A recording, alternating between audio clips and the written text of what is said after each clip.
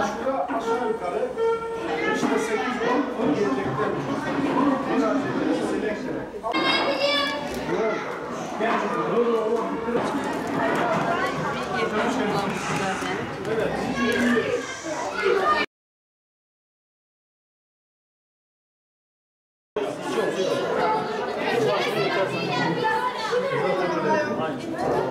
Afiyet olsun.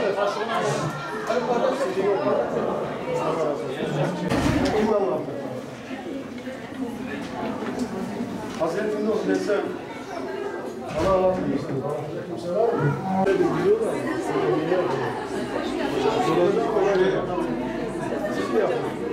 Peygamber ailesinden Müslümanlar hep beraber çok üzülürler.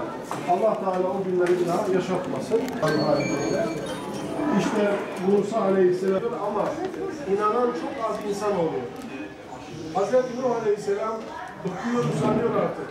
Diyor ki ya Rabbi bunlara bir felaket gönder, ben de kurtulayım. Bunlar da kurtulsun. Allah Teala diyor ki git bir gemi yap. Ona emir veriyor.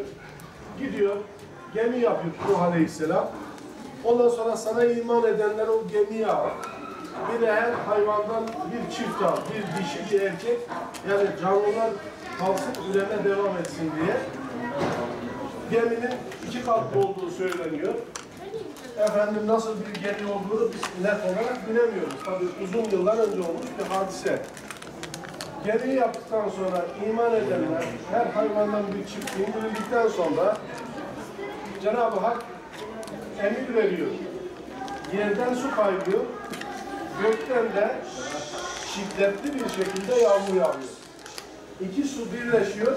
Yani doğru olmayan bir şeyin peşinde koşuyor. Onu da bırak diyor. O da boğulanlardan oluyor. Netice itibariyle uzun süren 50 gün diyenler var, 80 gün diyenler var. Nuh Aleyhisselam'ın gemisi yüzüyor. Bu arada Allah'ın emriyle sular çekiliyor. Sular çekilince işte o dağın üzerine gemi oturuyor. Gemi oturduktan sonra Nuh Aleyhisselam etrafındakilerle beraber aşağı iniyor.